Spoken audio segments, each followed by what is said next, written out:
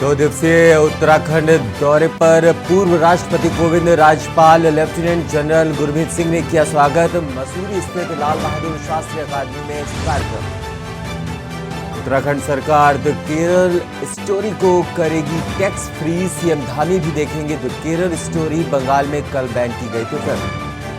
High court shift करने को लेकर काम जारी। गौलापार में वन भूमि चयनित अधिकारियों की नैनीताल हाईकोर्ट में बैठक। देहरादून जिला विकास समन्वय एवं निगरानी समिति की बैठक। सड़क और नालों के अधूरे निर्माण पर भड़के सांसद निशंक, अफसरों पर मुकदमा दर्ज कराने की चेतावनी। केदारनाथ धाम की यात्रा के लिए पंजीकरण बंद। पंजीकरण पर 15 मई तक लगी रोक। संयुक्त निदेशक पर्यटन योगेंद्र गंगवार ने दी जानकारी। जिलों में बारिश के आसार। मौसम विज्ञान ने जारी की चेतावनी। 10 मई से मैदानी इलाकों में तेज धूप खिलने का अनुमान। के न्यूज़, खबरों का सारथी। नमस्कार, आप देख रहे हैं खबर उत्तराखंड। मैं हूं आपके साथ आदित्य द्विवेदी। खबरों का रुख कर लेते हैं। खबर देहरादून से है, जहां प्रदेश के मुख्यमंत्री पुष्कर सिंह धामी ने सीएम हेल्पलाइन 1905 की समीक्षा बैठक के बारे में जानकारी साझा करते हुए कहा कि सरकार और आईटीडीए से जुड़े अधिकारी संयुक्त प्रयास से सीएम हेल्पलाइन 1905 को नए तरीके से असेंबल कर रहे थे और आज 3 सेवाओं के साथ इसकी शुरुआत हो गई है। इसके साथ ही सीएम धामी ने बताया कि सभी विभागों की रिपोर्ट इस पोर्टल पर आ जाएगी। इतना ही नहीं, संबंधित विभागों के विभागाध्यक्ष और सचिव इसकी समीक्षा करेंगे। इसके साथ ही महीने में एक बार खुद मुख्यमंत्री पुष्कर सिंह धामी भी सीएम हेल्पलाइन 1905 की खुद समीक्षा करेंगे। आगे मीडिया से बातचीत में मुख्यमंत्री पुष्कर सिंह धामी ने कहा कि सरकार का मंत्र है सरलीकरण, समाधान और निस्तारण। इसी मंत्र के साथ इसकी शुरुआत की गई ताकि राज्य की आम जनता की परेशानियों का हल निकाला जा सके। बता दें कि सीएम हेल्पलाइन नंबर 1905 पर कोई भी आम से लेकर खास व्यक्ति अपनी समस्याओं के बारे में शिकायत दर्ज करा सकता है, जो कि बाकायदा सीएम पोर्टल पर भी दर्ज होती है।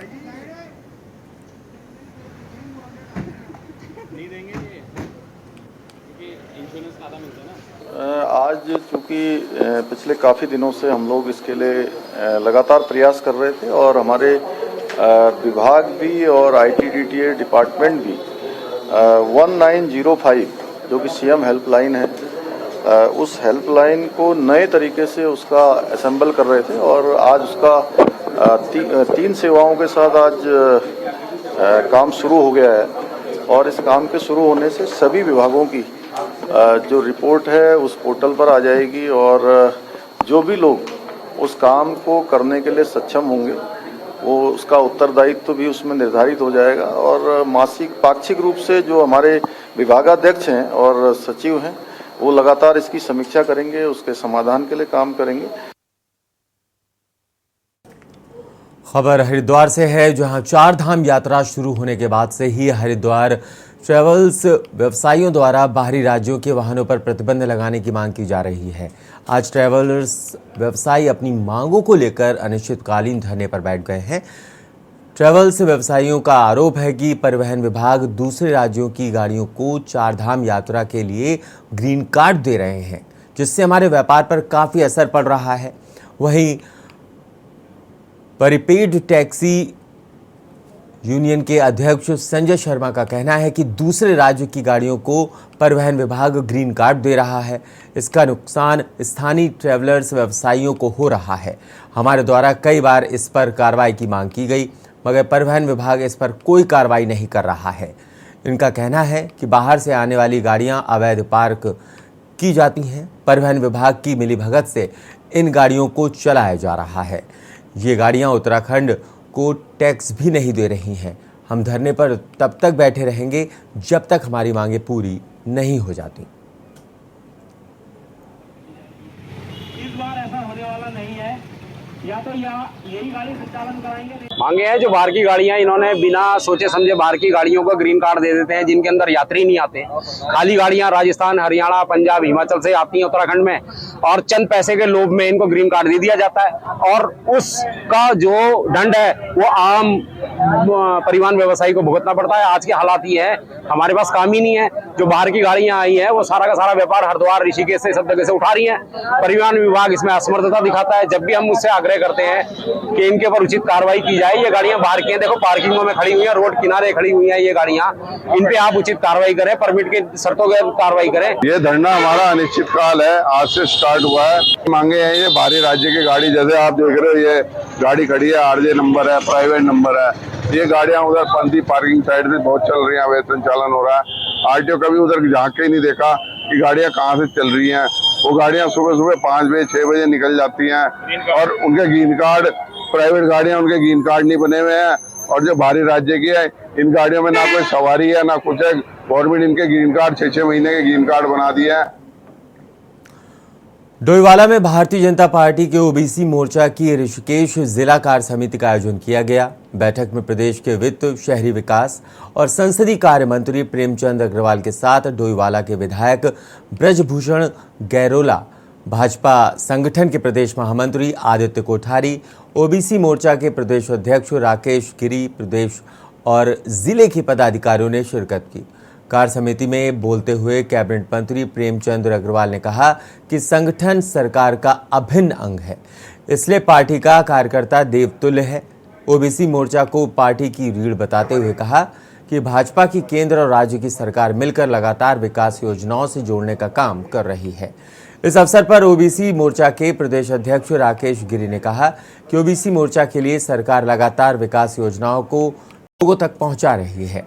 विकास से जोड़ने के साथ ही ओबीसी वर्ग के लोगों को भी बड़े पदों पर आसीन कर ओबीसी समाज को आगे बढ़ाने का काम भाजपा की सरकारें कर रही हैं।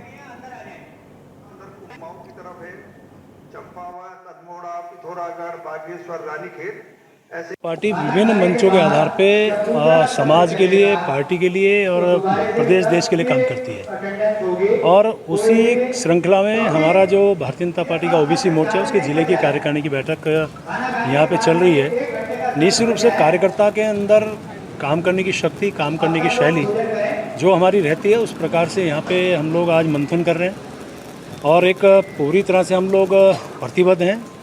हमारी भारतीय जनता पार्टी ओबीसी मोर्चे की जो कार्य समिति है ये हमारा एक संगठनात्मक जो ढांचा है। जैसे हम सब लोग अपनी प्रदेश की कार्य समिति हमने अभी पिछले माह 26 तारीख को रुद्रपुर में की। उसके बाद सभी जो ज़िले हैं हमारे उत्तराखंड के, जो हमारे संगठनात्मक ज़िले हैं 19 ज़िले हैं, इनमें हमारी कल से बैठक शुरू हुई। कल हमारी जो 8 तारीख थी उसमें टिहरी में, नैनीताल में और रुड़की में 3 कार्य समिति कल संपन्न हुई। यहाँ वक्त एक ब्रेक का, जल्द होंगे हाजिर। आप देखते रहिए कि ब्रेक के बाद अगली खबर का रुख कर लेते हैं। खबर हरिद्वार से है, जहां उत्तराखंड सरकार द्वारा माननीय न्यायालय के आदेश के बाद उत्तराखंड में सरकारी संपत्तियों से अवैध अतिक्रमण को हटाने के निर्देश दिए गए हैं। वहीं सरकार के आदेश के बाद उत्तराखंड में बड़े पैमाने पर सरकारी संपत्तियों से अवैध अतिक्रमण को हटाने का काम किया जा रहा है। हरिद्वार जिला प्रशासन द्वारा आर्य नगर चौक पर स्थित सड़क पर बनी मजार को हटाया गया था, जिसके बाद हरिद्वार कांग्रेस के 5 विधायकों द्वारा जिला अधिकारी से मुलाकात कर इस कार्रवाई का विरोध किया था। कांग्रेस विधायकों के विरोध के बाद बीजेपी खुलकर कांग्रेस पर तुष्टीकरण की राजनीति का आरोप लगा रही है।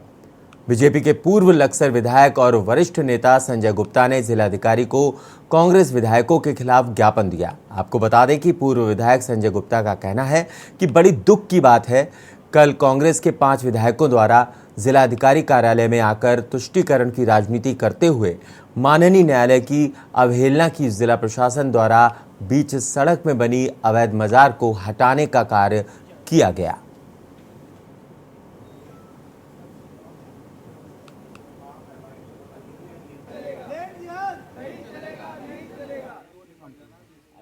संजय गुप्ता जी भी ज्ञापन लेकर आए थे, उनके साथ काफ़ी बड़ी संख्या में लोग भी थे।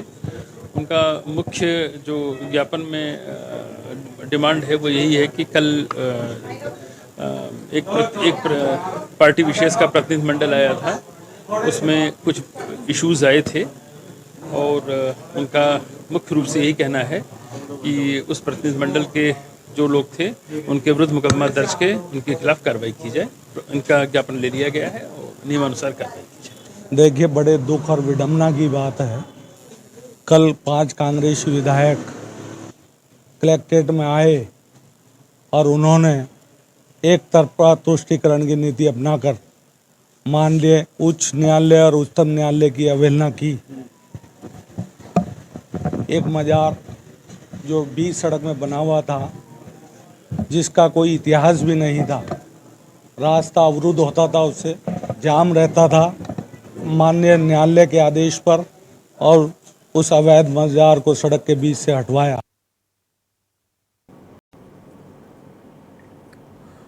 देहरादून जिला विकास समन्वय एवं निगरानी समिति की बैठक वन विभाग के मंथन सभागार में पूर्व केंद्रीय मंत्री एवं सांसद डॉक्टर रमेश पोखरियाल निशंक की अध्यक्षता में हुई। इस दौरान सड़क चौड़ीकरण और नालों के अधूरे निर्माण पर नाराजगी जताते हुए सांसद निशंक ने अफसरों पर मुकदमा दर्ज कराने की चेतावनी दी।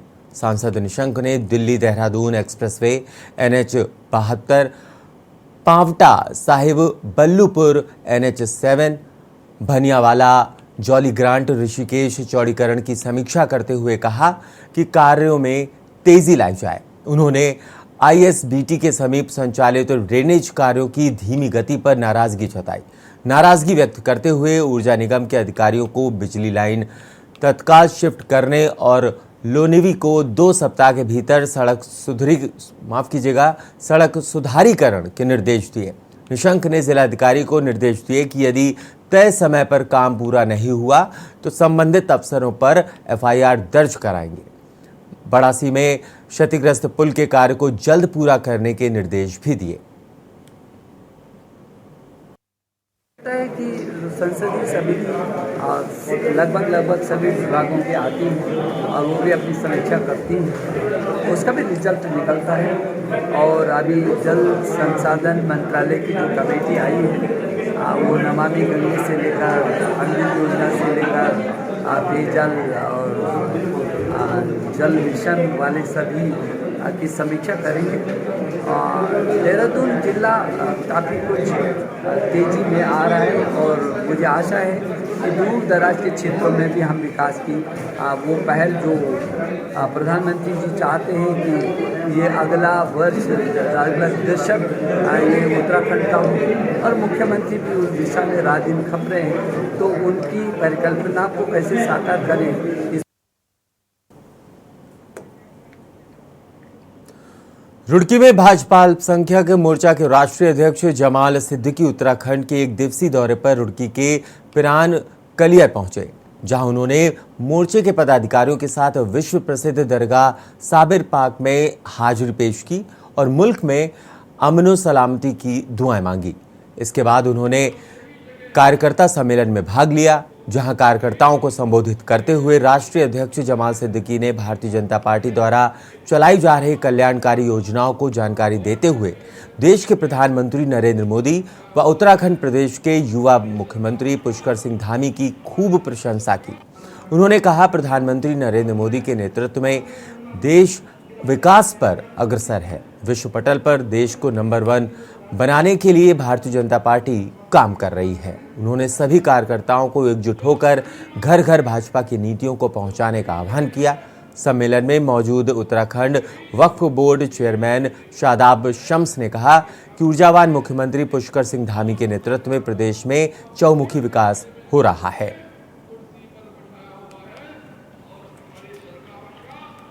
बोर्ड पूरी तरह से संरक्षण करता है अपनी दरगाहों का, अपनी संपत्तियों का, लेकिन युवा मुख्यमंत्री ने स्पष्ट कह दिया था और हमने भी उस युवा मुख्यमंत्री की बात को वक्फ बोर्ड का स्लोगन बना लिया, सही को छेड़ेंगे नहीं और गलत को छोड़ेंगे नहीं। जो दरगाहें कब्जा करने के लिए अवैध रूप से, मेरे मुख्यमंत्री ने कहा अवैध दरगाहों के ऊपर, अवैध धर्म स्थलों के ऊपर, वो दरगाह भी हो सकती है, वो अन्य धर्मों के स्थल भी हो सकते हैं, उनके ऊपर कार्रवाई की जा रही है।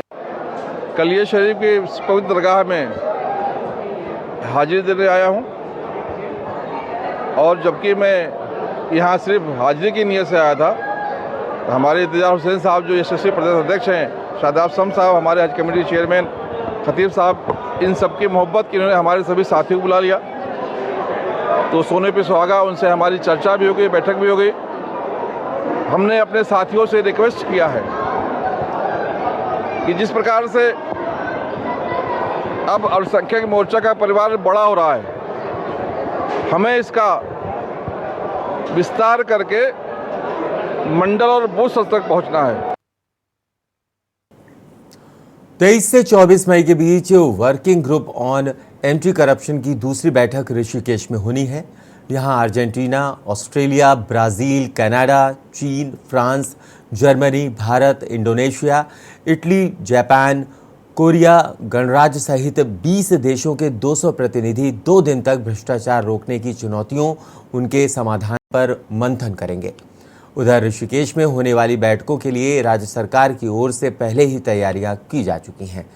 G20 समिट में शामिल होने वाले डेलीगेट्स के परमार्थ निकेतन और श्री गंगा आरती में सम्मिलित होने का प्रबंध किया गया है। इन विदेशी मेहमानों की सुरक्षा के लिए जनपद पौड़ी प्रशासन भी अलर्ट मोड पर है और करीब 300 पुलिसकर्मी इन विदेशी मेहमानों की सुरक्षा के लिए तैनात भी किए जा रहे हैं।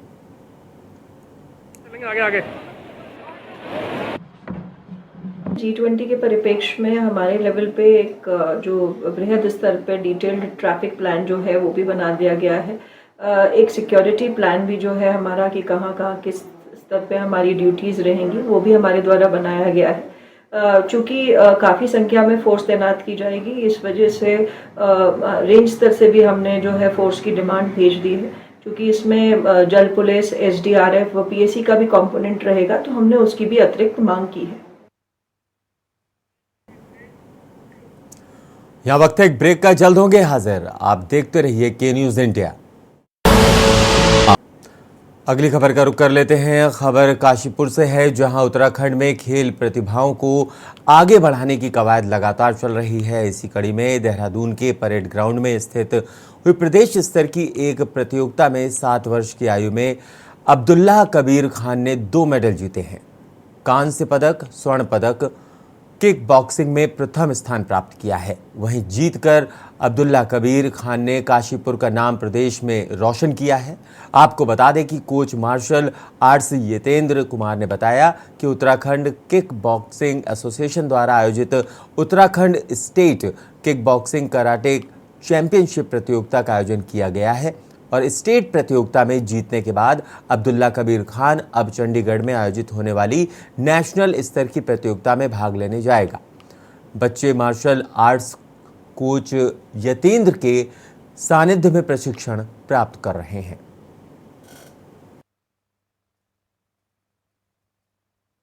मैं शुक्रिया अदा करना चाहता हूँ उसका, जो सारे जहाँ का मालिक है। बेशक सारी इबादत और सारी तारीफ उसके लिए है। उसके बाद अपने गुरुजी और अपने माता पिता को अपनी इस जीत का श्रेय देता हूँ, जिन्होंने अपनी लगन से मुझे गाइडलाइन किया। और आगे ऐसे ही मैं आप सबकी उम्मीदों पर खरा उतरूंगा और ऐसे ही अपने देश, प्रदेश और अपने शहर का नाम रोशन कर दूंगा। आप सभी का प्यार, आप दुआ और आशीर्वाद मेरे साथ बने रहे। धन्यवाद। ये जो बच्चे हैं और जो खिलाड़ी हैं, ये हमारे देश की शान है, ये हमारे देश की पहचान है। आज ये पौधे हैं, कल ये बड़ वृक्ष का रूप लेंगे। गिरते हैं शेरे सवारी मैदान जंग में, और वो क्या गिरेगा जो घुटनों के बल चलता है। तो ये बच्चे कल हमारे देश की पहचान होंगे, काशीपुर का नाम रोशन करेंगे।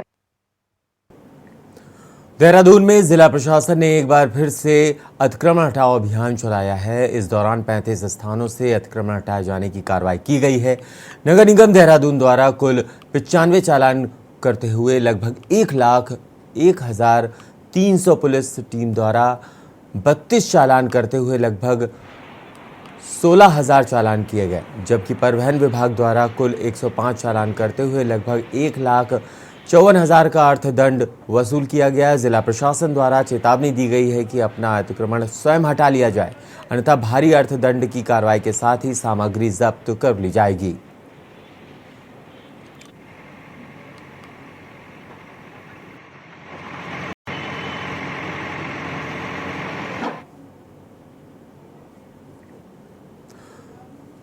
अगली खबर का रुख कर लेते हैं जो देहरादून से है, जहां प्रेस क्लब में आम आदमी पार्टी के प्रदेश संगठन समन्वयक ज्योत सिंह बिष्ट ने प्रेस वार्ता की। आपको बता दें जिसमें उन्होंने दिल्ली शराब घोटाले के आरोपों पर केंद्र सरकार पर जमकर निशाना साधा। ज्योत सिंह बिष्ट ने कहा कि आपकी बढ़ती लोकप्रियता से घबराई भाजपा की केंद्र सरकार ने झूठा मामला बनाकर आप नेताओं को फंसाया है।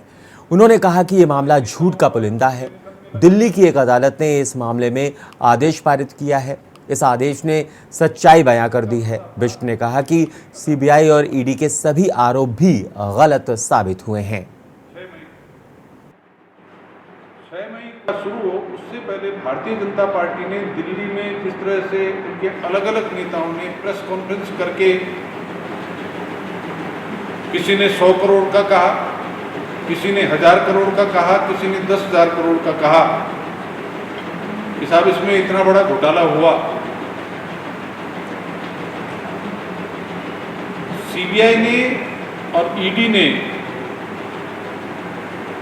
कोर्ट में इस बात को स्वीकार किया